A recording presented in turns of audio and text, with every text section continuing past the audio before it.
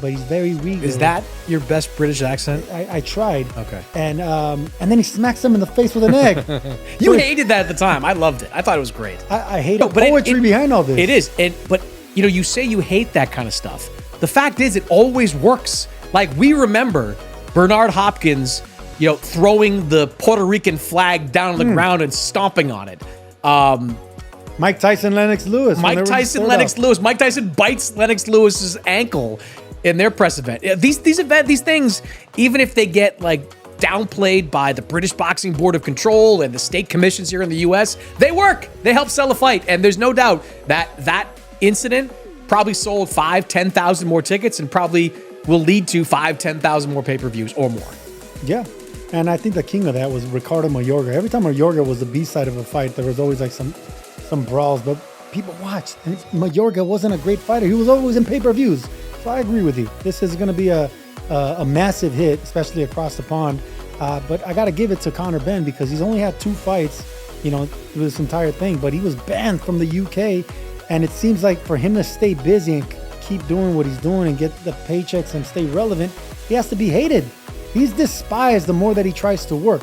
And now he has to go back, to the UK and fight. He's going to be the hated one. Before, I would think it was Eubank Jr. that was the one that was despised. But the prodigal son returns, and he's going to return to a bunch of criticism, hate, and boos. It's definitely, the fight has definitely changed a lot from what it was at the time, because I'm a fan of classy stare downs. I'm not a fan of all that bullshit that goes on with pushing each other, trying to slap each other, risking the fight. I don't like that. It doesn't risk the fight though. Like an egg up the face. Like I kept hearing all this stuff about what if it got into his eye? Oh, okay. He didn't hit him with a glass pitcher, right? He hit him with an egg. Let's be real about that. No. But there was no danger. There was symbolism to that egg, Chris. Mannix. Of course there was. Conor Benn says that it was a tainted egg.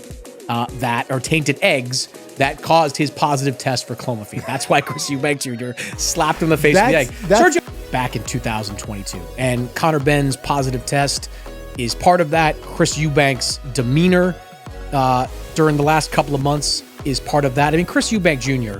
leans all the way into being the bad guy. He is the perfect bad guy because he's well-spoken and he has a great delivery with how he delivers his insults. He has been so condescending towards everyone on Team Benn, from Conor to Nigel to Eddie Hearn.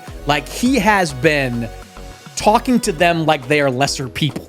He has been doing that for a couple of months now. And it's effective. It's effective. This fight is bigger than what it was in 2022. And some will say that's not a good thing because the reason we title on the line, 160 pounds, it's a bigger event than what it was 2.5 years ago. It was, and there's more fuel to the criticism fire too, because Conor Benn was coming off some of the most vicious knockouts that went all over the place, and all of a sudden he fought